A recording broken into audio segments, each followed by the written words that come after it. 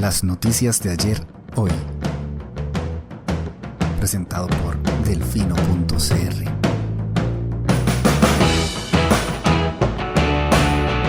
Hola, buenos días. Hoy es jueves 6 de junio de 2024 y este es el reporte de hoy.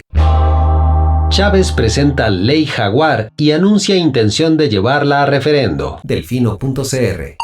Jaguar encerrado. El presidente Rodrigo Chávez Robles dijo ayer que un distinguido ciudadano entregaría al Tribunal Supremo de Elecciones la solicitud de firmas para el proyecto del referéndum que impulsa el gobierno, del cual en breve les hablaré. En horas de la tarde se confirmó su identidad. Edgar Espinosa Rodríguez, recordado periodista y, por supuesto, esposo de la diputada Pilar Cisneros Gallo. De niño me gustaba leer su columna Al grano en el periódico. Sin duda fue una de tantas influencias que terminaron por incidir en la creación de este reporte. Tenía don Edgar un estilo crítico y ácido que, siendo yo un crío, me ayudó a acercarme a la realidad nacional. Para ejemplo, un botón. De ahí que lo de la ingobernabilidad sea más un pretexto que un argumento. Claro que hay limitaciones para gobernar con una constitución política tan distante ya de los imperativos de esta época y de las profundas transformaciones que se avisoran en el horizonte del nuevo milenio. Pero lo cierto es que la impericia inicial de este gobierno volvió todo ingobernable cuando, dada su naturaleza impulsiva, conflictiva y atolondrada, en vez de concertar una solución nacional, se enfrascó en un pugilato con muchos sectores y hasta consigo mismo. La cita es de 1995, así que, permítanme recurrir al clásico disclaimer de la tele.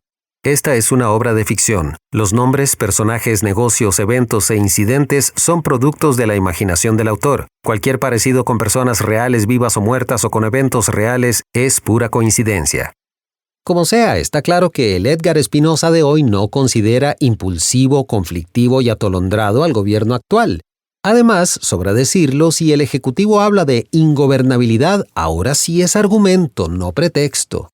Tanto así lo piensa don Edgar que él mismo fue a hacer de remisero del presidente a fin de entregarle el papeleo del referendo para la ley Jaguar al Tribunal Supremo de Elecciones. Welcome to the Jaguar House.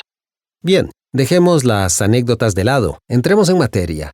Toca hoy decir algunas verdades incómodas. Primero, amén de la hablada que se echaron ayer el presidente Rodrigo Chávez Robles y la ministra de Planificación Laura Fernández Delgado, lo cierto es que es evidente que el verdadero objetivo de la ley Jaguar es impedir que la Contraloría General de la República le siga incomodando al Ejecutivo. Punto. Quieren sacar ciudad-gobierno a como dé lugar y no están dispuestos a lidiar con las trabas de la contra, ni mucho menos ir a un contencioso administrativo y comerse 11 años de pleito. En resumen, y en plata blanca, como diría el propio mandatario, la Jaguar Law es una sacada de clavo con la Contralora. Esto no es un tema de puntos de vista, es el único posible análisis de la redacción planteada por el proyecto de ley. De nuevo, parafraseando al presidente, al pan pan y al vino vino. Hay que llamar a la cosa por su nombre y no veo el problema con ello. Chávez, por supuesto, está tratando de colocar el mensaje de que el objetivo de la propuesta es más bien fortalecer a la Contraloría. Así que dedicó buena parte de la conferencia de prensa a basurear a la nación por mentir, cuando tituló ayer mismo Rodrigo Chávez plantea referendos sobre plan para eliminar controles en contratación pública. Sinceramente, esto me sorprendió. He visto a Chávez emprenderla contra la nación muchas veces y he notado el cuidado que ha puesto a encontrar un ángulo que le permita forzar una narrativa incluso cuando está faltando a la verdad. A ver, lo que trato de decir es que como mínimo suele apoyarse en insinuaciones que son difíciles de refutar, por lo que a nivel discursivo resultan muy efectivas frente a su base dura. Ayer modificó esa estrategia.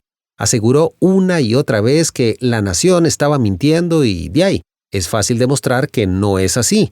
Ahí está el expediente 24.364 del proyecto de ley a vista y paciencia de quien quiera leerlo. No hay vuelta de hoja, es lo que es y a eso se reduce todo este asunto. Otra discusión muy distinta es si lo que propone la ley Jaguar es bueno o no para Costa Rica, y ese es el pleito que quiere el presidente llevar al pueblo, que sin duda hará un agudo análisis de la ley orgánica de la Contraloría General de la República antes de ir a las urnas, si es que llegamos a ese escenario.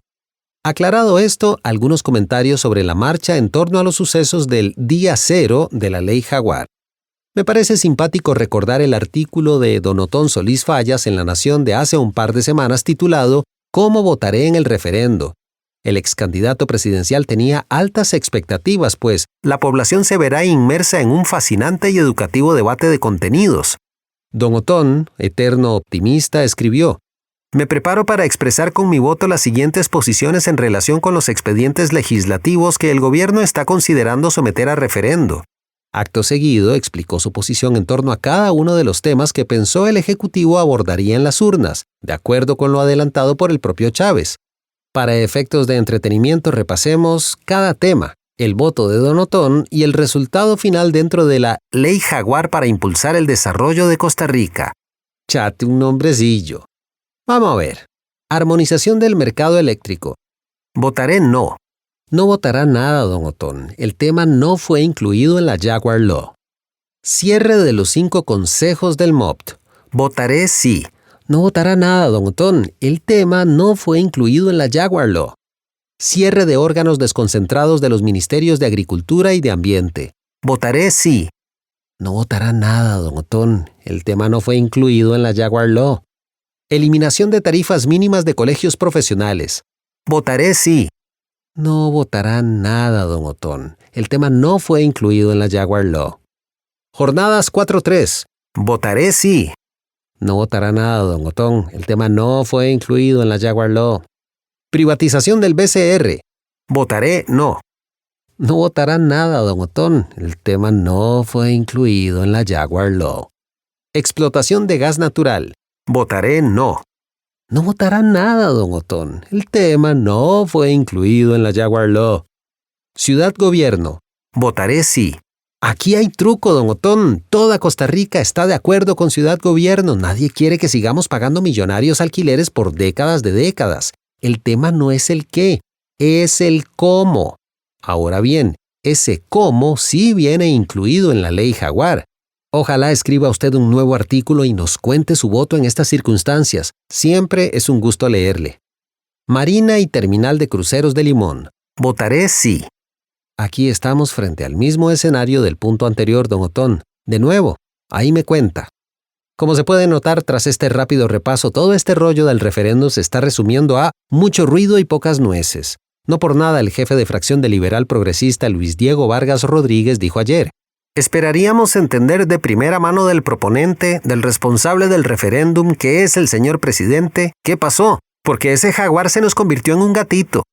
¡Miau! Poca gracia le tiene que haber dado al mandatario esa frase, pues ayer aseguró que estábamos frente a un día histórico en nuestra patria. Bueno, no sé si dé para tanto. Como sea, Chávez y Fernández explicaron los motivos por los cuales se limitaron a un tema. Pueden leerlos en la nota titulada ¿Qué justificó el gobierno para dejar por fuera del referéndum mayoría de proyectos anunciados? Por cierto, Don Otón también escribió en su momento aludiendo al referendo que espero se equivoquen quienes consideran que se trata de simplemente desacreditar o poner presión a la Asamblea Legislativa. Supongo que tras la conferencia de prensa de ayer quedó bastante claro cómo este sí era en efecto uno de los objetivos de toda esta trama. Digo, de cualquier manera la Asamblea Legislativa no hace falta ayudarle mucho para que se desacredite, pero ayer el presidente no ahorró saliva a la hora de golpear al Congreso. En resumen, dio a entender que los diputados que no apoyen su propuesta de referendo van a quedar retratados frente al pueblo como poco menos que traidores a la patria. Aludiendo a diputadas y diputados, dijo: no nos interesa qué piensa usted sobre el contenido del proyecto. La pregunta es si está dispuesta la Asamblea Legislativa a permitir que los costarricenses decidan sobre ese proyecto. Agregó que también quiere que quede claro cuáles diputados y cuáles partidos se quieren hacer los gatos bravos y cuáles no, con un derecho fundamental del pueblo. Fue más allá. Que se retraten de cuerpo entero quienes son patrióticos y respetuosos del pueblo de Costa Rica. Y luego, aquí pasaremos muchos a la historia, algunos como infames, otros como patriotas. Me dirá usted, Don Otón, si eso no es desacreditar a la Asamblea Legislativa y ponerle presión. Dicho lo cual, Están muy grandecitos y deberían ser todas y todos capaces de defender su punto de vista, amén de lo que el presidente diga o deje de decir. Dejémonos de sandeces. Ojo, para evitar el despiste explico algo elemental. El Ejecutivo está jugando a doble banda. Mandó a Edgar Espinosa al TSE para hacer la vuelta vía ciudadana. Será necesario recoger 180,000 firmas del padrón. Pero también presentó directamente a la Asamblea el proyecto de ley para tantear también la vía mancomunada, es decir, el llamado al referendo lo harían el Ejecutivo y el Legislativo. Se requieren 29 votos en la Asamblea para esta convocatoria. El propio Chávez explicó que optaron por los dos caminos paralelos para ver con cuál llegamos primero. Y bueno, todo ese rollo de darle una oportunidad a la Asamblea de quedar bien con los costarricenses, etcétera, etcétera, etcétera. Entonces, si viéramos esto como una movida de ajedrez, Zapote jugó con blancas y ya hizo su primera movida.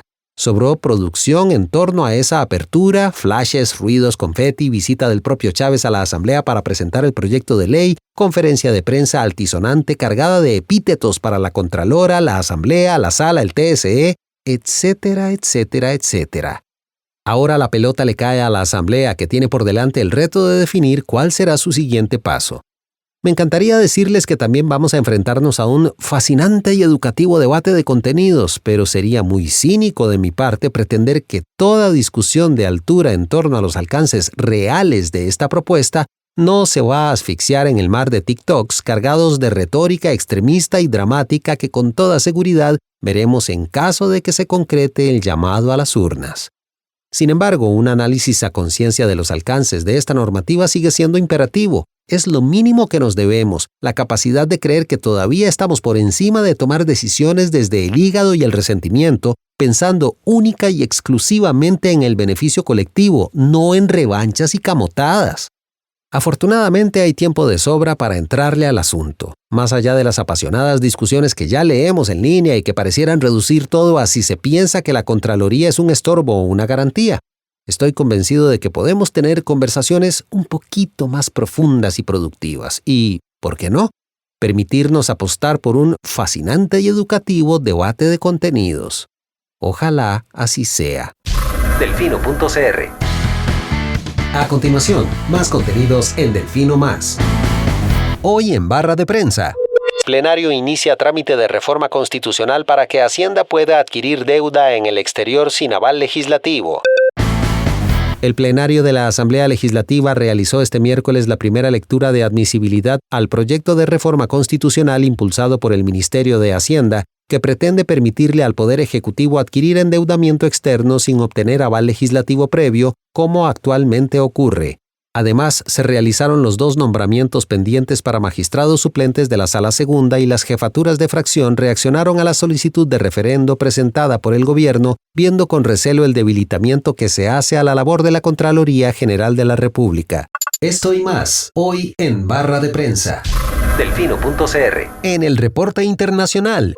Ucrania ya empezó a atacar territorio ruso con armas estadounidenses, afirman funcionarios de Estados Unidos. El gobierno ucraniano ya empezó a utilizar armas estadounidenses para atacar territorio ruso. Lo anterior fue confirmado por un funcionario estadounidense que no estaba autorizado a comentar públicamente el asunto y, posteriormente, por el senador republicano Mike Rounds de Dakota del Sur, quien es miembro del Comité de Servicios Armados del Senado. Además, la OMS reportó ayer el primer caso confirmado por laboratorio de muerte por influenza aviar AH5N2 en humanos. Según un comunicado de prensa de la entidad, se trata de un residente de 59 años de edad, el cual fue hospitalizado en la Ciudad de México y sobre el que no consta registro de contacto con aves de corral u otros animales.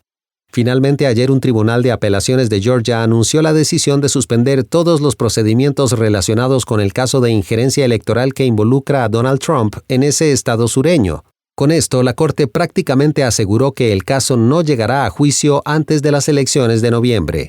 El acontecer mundial, hoy en el reporte internacional. Delfino.cr. Y este fue el reporte de hoy. Texto Diego Delfino, voz Eduardo Carmona. De parte de todo el equipo de Delfino.cr, muchas gracias por su atención. Le esperamos mañana con un nuevo reporte. Que tenga lindo día. Chao. Gracias por informarse con delfino.cr. Ingrese a delfino.cr/inclinada suscríbase para disfrutar de todos nuestros servicios con una cuenta Delfino Más. Delfino.cr